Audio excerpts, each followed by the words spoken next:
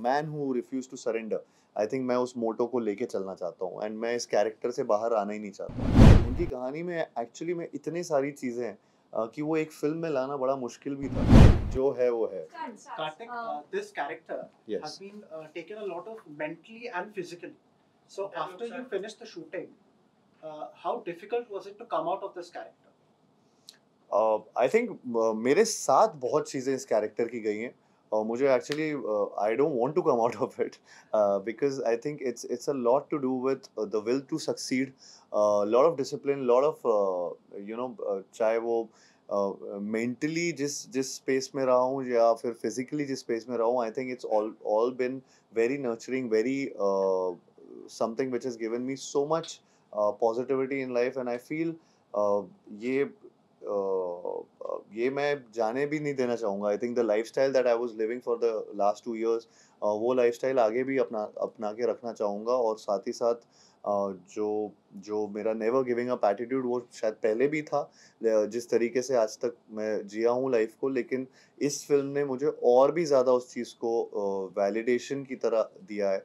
Because I knew somewhere down the line जब मैंने पहला नरेशन सुना था तो मुझे इनकी कहानी जब पता लगी थी तो मैं ऑलरेडी उस चीज़ से बहुत इंस्पायर हो गया था कि जिस तरीके की विल टू सक्सीड इनके अंदर है, उसने मुझे ऑलरेडी इंस्पायर कर रखा था। तो मैं उस लेवल का the man who refuse to surrender, I think मैं उस मोटो को लेके चलना चाहता हूँ एंड मैं इस कैरेक्टर से बाहर आना ही नहीं चाहता हूँ। आप मुरलीकांत पेडकर जी से मिले जी। वीडियो पर ये क्या कुछ सीखने मिला उनसे क्या?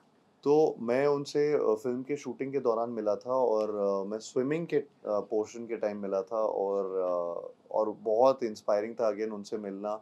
उनका एक ब्लेज़र है वो जो पहनते हैं जिसमें उनके सारे मेडल्स हैं और वो मतलब वो डिफ़रेंट डिफ़रेंट चीज़ों के लिए डिफ़रेंट, वो वॉर हीरो भी रह चुके हैं। वो उन्होंने डिफ़रेंट स्पोर्ट्स में भी हमारे लिए बहुत चीज़ें अचीव किए।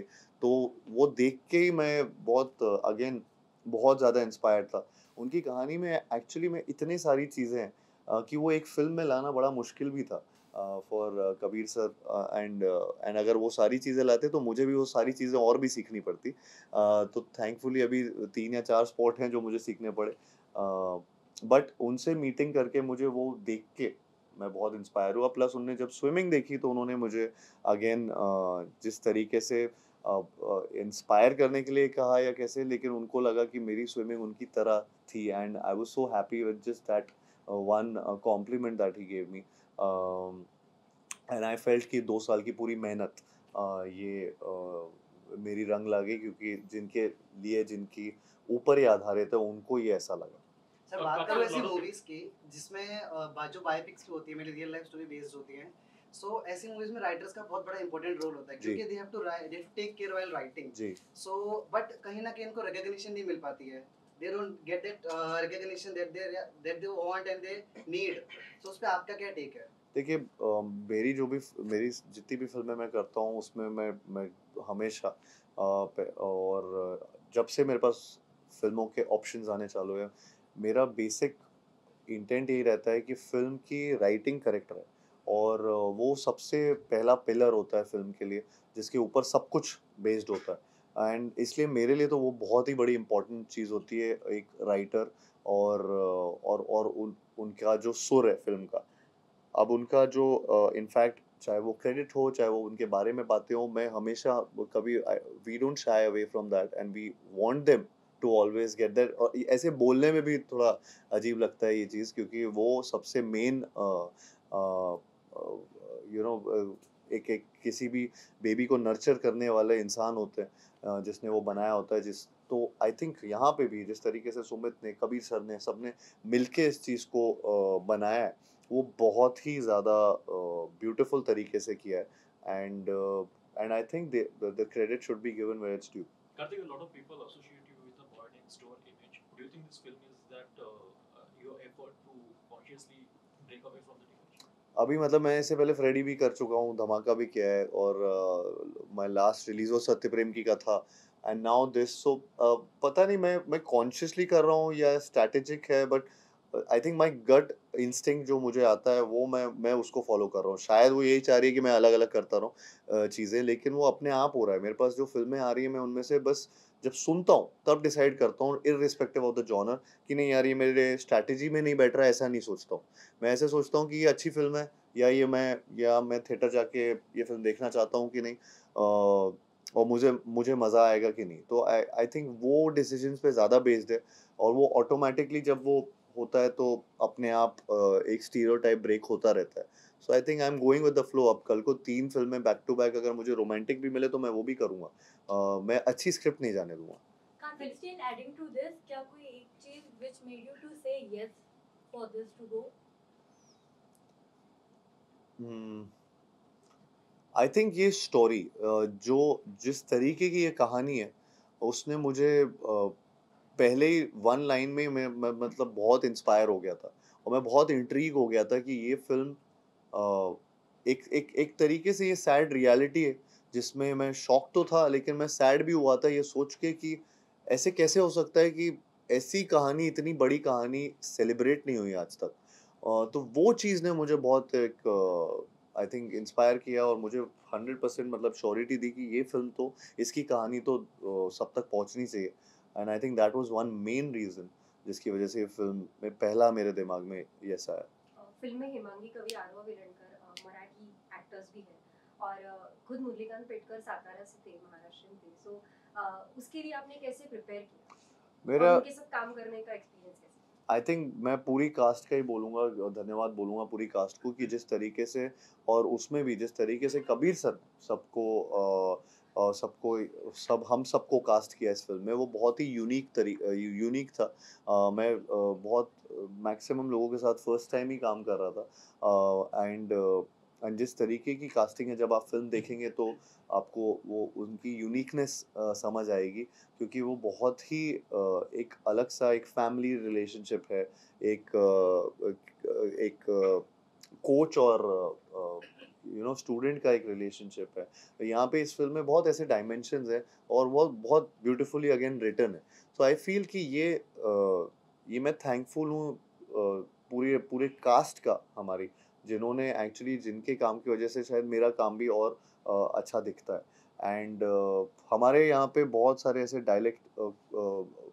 सीन्स थे जिसमें डायलेक्ट, क्योंकि पूरी पिक्चर हिंदी में, लेकिन क्योंकि मराठी थोड़ा-सा होना था तो उसमें बहुत डायलेक्ट का यूज़ हुआ है, कि कहीं-कहीं वर्ड्स की नहीं की जगह नाही बोल दिया, चैंपियन की जगह चैंपियन बोल रहा है, चैंपियन हूँ मैं की जगह है मैं। सो वो सारी चीज़ों में बहुत वर्क किया है, तो उस तरीके से डायलॉग को लिखा गया था और उसका सुर बनाया गया था। एंड तो वो सब चीज़ें मुझे बहुत हेल्प भी की हैं to build a distinct character from what I have done before in any film. या I think first of all, huge congratulations for the Chandu champion. जैसे कि Thank हमने you. देखा है कि हर चंदू एक चैंपियन है, तो मेरे फादर साहब का नाम है चंदू, सो of course he is champion for me. क्या कहना रहेगा, जिस तरीके से हमने आपके अक्सर फिल्मों में देखा है कि म्यूजिक का काफी एक अच्छा प्रभाव रहा है, जी। चाहे अभी इस फिल्म में प्रीतम दा कंपोज कर रहे हैं, सो आपका और प्रीतम दा का अच्छा खासा कॉम्बिनेशन हमने देखा है, जैसे कि चाहे वो भूल भुलैया हो, चंदू चैंपियन हो, या जी। फिर इसके पहले भी बहुत सारे आपने प्रोजेक्ट जी। किए, शेरदादा हो, जी। तो किस तरीके से आप इस म्यूजिक कॉम्पोजिशन को देखते हो और किस तरीके से कॉम्बो आपको लगता है? आई थिंक बहुत ही अच्छा कॉम्पोजिशन किया है, और ये पूरी एल्बम बहुत ही ज़्यादा अच्छी बनाई हुई है, जिसमें मेरा अभी अभी रिसेंटली इनफैक्ट एक गाना लॉन्च हुआ जो सरफिरा गाना है, वो मुझे बहुत ज़्यादा पसंद है, उसकी मेलोडी। एंड इनफैक्ट वो फिल्म में जिस तरीके से, इसमें तो बॉडी ट्रांसफॉर्मेशन ज़्यादा दिखाया था सरफिरा में, लेकिन जिस तरीके से वो फिल्म में जब आता है वो बहुत इंस्पायर करेगा लोगों को, और वो बहुत मतलब गूज़बम्प मोमेंट है जब वो गाना आता है फिल्म में। मुझे लगता है कि उसके अलावा चैंपियन जो सॉन्ग है, जो कि तू है चैंपियन, वो तो एंथम बन चुका है, और वो आई थिंक बहुत ऐसे रेयरली आपकी फ़िल्म में ऐसे गाने आते हैं जो किसी भी सिचुएशन में कहीं न कहीं आजकल, चाहे वो आप कोई ऐप खोलो, चाहे कहीं पे भी जाओ, आपको वो तू है चैंपियन कहीं न कहीं दिख जाता है किसी के उस पे फ़ीड पे या किसी भी जगह पे। तो वो ऐसा-सा गाना उन्होंने एंथम बना दिया है प्रीतम दा ने, जो बहुत ही आई थिंक हमारे फ़िल्म के लिए भी एक इम्पोर्टेंट म्यूज़िक सॉन्ग रहा है। प्लस उसके अलावा आई थिंक सत्यानाश ने तो ऑलरेडी बहुत सारे सत्यानाश रील बन चुके हैं उसमें उसमें बहुत चीज़ें हो चुकी तो उसका तो मैं क्या ही बोलूँगा बट दे आर ऑल मैं जैसे जैसे ये नाम भी लेता जा रहा हूँ गानों के वो सारे के सारे एक दूसरे से इतने अलग हैं इतना अच्छा उनका कॉम्बिनेशन है सो आई थिंक वो बहुत अच्छे से प्रीतम दा की वही क्वालिटी की एक एल्बम में वो डिस्टिंक्ट गाने बनाते हैं और अभी तो सारे रिलीज भी नहीं किए एक्चुअली सो वो बहुत ही अलग-अलग गाने हैं पूरे फ़िल्म में और आपको वो दिखेगा बस 2 दिन बाद। A काफी lot of video biopics are not able to, create magic at the box office. So, how different is Chandu Champion from all the biopics we have seen, and is there pressure of Bollywood box office outcome? मुझे actually ये नहीं लगता मुझे लगता है sir biopic की बात नहीं है और वो जॉनर की बात नहीं वो फ़िल्मों की बात होती है कि फ़िल्म चलती है या नहीं चलती है वो ये नहीं होता कि ये जॉनर नहीं चलता। यही जॉनर में मैं 4 एग्ज़ाम्पल दे दूँगा जो बहुत चलते हैं। एक नहीं चला होगा रिसेंटली तो उससे फिर दूसरे पे ज़रूरी नहीं है कि लोग वो देखना नहीं चाहते। अच्छे से बनाएँगे तो आई फ़ील कि लोग जाएँगे मैं भी वैसे ही देखता हूँ उन चीज़ों को कि सडनली अगर रोमांटिक फ़िल्म एक नहीं चलेगी तो इसका ये मतलब नहीं कि बाकी रोमांटिक फ़िल्म ना चले। वो जॉनर का नहीं होता कहने का मतलब है वो आई थिंक मीनिंग वो है कि फ़िल्में चलती हैं या नहीं चलती हैं। तो आई फ़ील कि इसमें और ये सिर्फ़ एक ये स्पोर्ट्स बायोपिक पहली बार तो नहीं है, ये एक्चुअली में एक जर्नी है किसी इंसान की जिन्होंने आप एक स्पोर्ट्स बायोपिक जब भी देखते हो तो एक स्पोर्ट देख रहे होते हो और उसी में सब कुछ होता है, उसकी हार, उसकी जीत उस इंसान की। इस फ़िल्म में एक्चुअली इसकी यूनिकनेस ही ये है कि ये स्पोर्ट्स इसका एक बैकड्रॉप है। इसमें he is a war hero he is someone जिनकी लाइफ में बहुत चीज़ें हुई हैं जिसमें स्पोर्ट्स भी एक पार्ट है। और उन्होंने स्पोर्ट्स में भी बहुत चीज़ें अचीव की उन्होंने अपने सोल्जर वाले जब उनका एक एज ग्रुप था जिसमें वो सोल्जर थे उसमें भी उन्होंने बहुत चीज़ें अचीव की हैं। उसके अलावा उनकी लाइफ में क्या-क्या हुआ तो ये एक एक प्रॉपर एक जर्नी है एक इंसान की जिसमें बहुत अलग-अलग चीज़ें हैं, तो मैंने कभी ऐसी बायोपिक ना देखी है, ना सुना है इसके बारे में। इनफैक्ट वेस्ट में या बाहर ऐसी बहुत ऐसी फ़िल्में होती हैं जिनमें वो बहुत कम अचीवमेंट्स में भी ऐसे सेलिब्रेट करते हैं, जो हम तक भी पहुँच जाती हैं वो फ़िल्में। लेकिन हमारे यहाँ इतनी ऐसी एक्चुअली में कहानियाँ हैं जिनके जो अनसंग हीरो हैं, जिनमें से मुरलीकांत पेटकर जी एक अनसंग हीरो हैं, जिनकी कहानी एक्चुअली इंडिया का नाम बाहर तक रोशन किया है। उसको तो एक्चुअली में सबको जानना चाहिए, तो मुझे लगता है ये बहुत यूनिक कहानी है जिसमें वो रेसलर भी रहे हैं, जिसमें वो बॉक्सर भी रहे हैं, जिसमें वो स्विमर भी रहे हैं, जिसमें वो अलग-अलग और भी स्पोर्ट्स हैं हम दिखाते तो इसके अलग-अलग सीक्वल्स बनने पड़ते।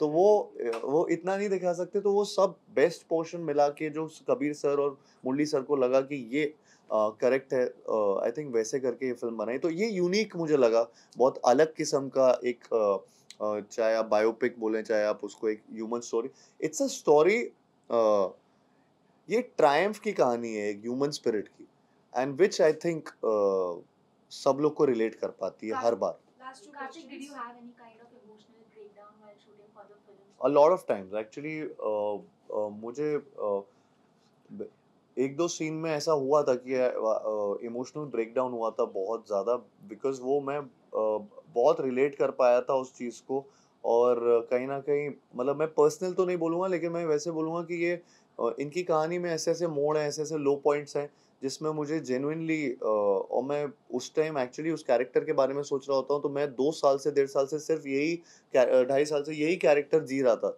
तो दिमाग में जब मेरे वो पर्टिकुलर सीक्वेंसेस जब मैं वो परफॉर्म कर रहा था तो तब वो इमोशनल ब्रेकडाउन ऑटोमेटिकली हुआ था एंड आई थिंक स्पेशली जो एक वो एक जो ट्रेलर के एंड पे आप मैं हर उस चंदू के लिए लड़ना चाहता हूँ जो चैंपियन बन सकता है वो जो लाइन जब वो पूरा एक वो काइंड ऑफ एक सीन है उसमें ये हुआ था। कार्तिक, एक एक बायोपिक बायोपिक करना उतना इजी नहीं होता क्योंकि किसी पर्टिकुलर इंसान को एक बड़े पर्दे पे आप दर्शाते हो जी तो ये भी आपके ऊपर प्रेशर रहता है कि वो रियल लगे ना लगे तो उस चीज को लेकर आप अपने आप को कितना प्रिपेयर रखते हो एक बायोपिक में और इमेजिनरी स्क्रिप्ट पे काम करना कितना इंटरेस्टिंग होता है और एक बायोपिक पे काम करना कितना इंटरेस्टिंग होता तो मेरे लिए फर्स्ट टाइम था कि मैं किसी रियल इंसान पे एक फ़िल्म कर रहा था। मुझे नहीं पता था कि ये इसका अप्रोच कैसे किया जाता था या क्या करते हैं लोग और यहाँ पे मेरे पास एक चीज़ और डिफ़िकल्ट चीज़ थी कि कोई रेफ़रेंस पॉइंट नहीं था। तो उनके बारे में जब भी कुछ सर्च करो तो इतनी ज़्यादा इमेजेस या इतना कोई वीडियो जिसको मैं फॉलो कर पाऊँ कि यंग मुरली अगर मैं प्ले कर रहा हूँ तो मेरे पास कुछ ऐसा रेफरेंस पॉइंट नहीं था। तो कबीर सर ने मेरे लिए वो चीज़ बहुत वो बहुत बड़ा डिसीजन था जो लिया गया था कि मुरली सर से मैं फ़िल्म से पहले नहीं मिलूँगा, बिकॉज़ वो टाइम स्पेंड उनके साथ कर रहे थे और वो उनके साथ जो टाइम स्पेंड करके उन्होंने अपने नोट्स बनाए, वो नोट्स से हमारा पूरा डिस्कशन हुआ, एक कैरेक्टर बिल्डिंग सेशंस होते थे एंड देन वो कैरेक्टर बिल्ड उन पॉइंटर्स पे किए एंड उसके अराउंड फिर वो एक कैरेक्टर बनाया गया जैसा उनकी बातों से निकल के आ रहा था। और वो बहुत मुश्किल काम भी होता है क्योंकि यू नो वो अ, वो अभी जिस एज में है उस उससे वो बचपन की बातों से लेकर यंगर डेज की सारी बातें याद करते थे। आई थिंक कबीर सर उनका एक फॉर्मेट है जिस तरीके से वो बायोपिक्स करते हैं, तो वो उन्होंने बहुत ऐसे उनसे नोट्स किए which took a lot of time also I think. And and मेरा मेन डिफिकल्ट जो चीज़ थी वो थी कि to deconstruct my image, because मेरा इमेज एक्चुअली दिमाग में सबके शायद एक एक तरीके से बैठा हुआ है, सब मुझे जानते हैं, एक particular audience, set of audience मुझे एक तरीके से देखना भी पसंद करते हैं। तो वो डिकंस्ट्रक्ट करना और मुझे यहाँ पे जो चंदू चैंपियन में एक विदाउट रेफरेंस लोगों के दिमाग में डालना कि ये वो हैं was a difficult task. And somewhere down the line अभी जितने रिएक्शंस आ रहे हैं थैंकफुली वो ऐसा लग रहा है कि कुछ सही चल रहा है। सर, ऐसी जैसा movies कि आएंगी आपने तो torch bearer of the जैसा कि industry। आपने बताया कि बहुत सारी तैयारियां की आपने, कुछ ऐसा था जो तैयारी नहीं करनी पड़ी, आप बाय डिफॉल्ट आपको आती थी? और इसमें एक भी चीज ऐसी नहीं थी, इसमें एक भी ऐसी चीज नहीं थी। मैं अपने आप को बहुत सोचता था कि मैं स्पोर्ट्स खेलता हूँ, मैं ये सब करता हूँ, क्रिकेट फुटबॉल सब आता है, लेकिन मैं जब इधर आया तो मुझे पता चला मुझे स्विमिंग करनी है, मुझे बॉक्सिंग करनी है, मुझे रेसलिंग करनी है, वॉर सीक्वेंस भी उन्होंने उन्हें 8 मिनट का वो सिंगल शॉट करना था। तो हर चीज मेरे लिए नई थी, बॉडी बिल्डिंग ट्रांसफॉर्मेशन वो पूरी तरह से करना था, तो सब कुछ मिला मिलू के वो हर चीज ऐसी थी। ऐसा नहीं था कि इसमें मेरे मोनोलॉग्स है, या ऐसा नहीं था इसमें मैं कॉमेडी कर रहा हूँ या मैं रोमांस कर रहा हूँ, ये सारी चीजें मेरे से इवेड कर दी गई थी और मुझे एकदम ही नए एरिना में डाल दिया गया था। तो मैं बहुत डिस्कम्फर्ट में था, आउट ऑफ कंफर्ट जॉनर कर रहा हूँ एंड आई होप कि इसमें भी वो एक्सेप्टेंस मिले, इसमें और लोगों को पसंद आए।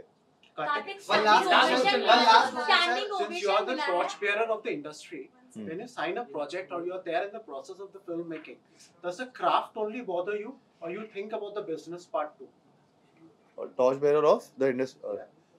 No, I think it's a combination of both. I think producers को profit होना भी बहुत जरूरी है एंड साथ ही साथ आपका एक जो पैशन है, जिस तरीके से आप फिल्म बना रहे हो, वो क्रिएटिव सेटिस्फैक्शन भी आना चाहिए। तो ये दोनों चीजों का जब कॉम्बिनेशन होता है तो आई थिंक वो कंटेंट विद कमर्शियल सक्सेस वो मैं उसकी तरफ ज्यादा ध्यान देता हूँ एंड आई फील कि मेरे पिछली कुछ चॉइसेस में या फिल्म्स में वो दिखता होगा आपको। एट लास्ट सर, जो चंदू चैंपियन के जो दर्शक वेट कर रहे हैं उनको क्या मैसेज देना चाहोगे? मैं यही मैसेज कहना चाहूँगा कि जिस तरीके से जिस तरीके की ये कहानी है, ये बहुत लोगों को इंस्पायर करेगी और बहुत ही एंटरटेनिंग तरीके से इंस्पायर करेगी। मुझे लगता है कि आप जब ये थिएटर जाएंगे तो आप अपनी फैमिलीज के साथ जाइए और स्पेशली बच्चों को लेकर जाइए, बिकॉज उनके लिए कहानी जानना बहुत ज़रूरी है। तो मैं वही बोलना चाहूँगा। और हाँ, बोलिए। स्टैंडिंग ओवेशन मिला है स्क्रीनिंग पे, व्हाट यू वांट टू से? मैं बहुत इमोशनल मोमेंट था वो हम सबके लिए। ये जो स्क्रीनिंग की गई थी जिसमें मुरली सर ने पहली बार फिल्म देखी और एंड उनके साथ आर्मी चीफ भी थे एंड साथ ही साथ वाइस आर्मी चीफ भी थे, तो उनके लिए भी बहुत ही, सबके लिए, हमारे लिए इमोशनल मोमेंट था कि एक जो सोल्जर इंडियन आर्मी के रहे हैं उनकी फिल्म उन पे आधारित, उनके आर्मी चीफ, उनके वाइस आर्मी चीफ और इतने सारे आर्मी पर्सनल सब देख रहे हैं वहाँ पे उनके साथ वो फिल्म। प्लस जिस तरीके से उनको स्टैंडिंग ओवेशन इस फिल्म को मिला, I think we were all teary eyed over there, because ये बहुत मेहनत से बनाई है फिल्म और दो ढाई साल की मेहनत है सबकी।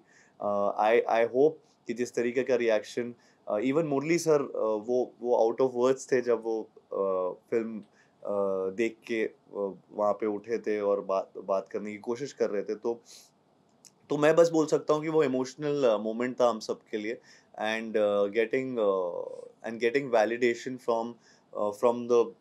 from them was a big thing. So that standing ovation means a lot, and I'm thankful to the entire army and the chief of army and vice chief of army.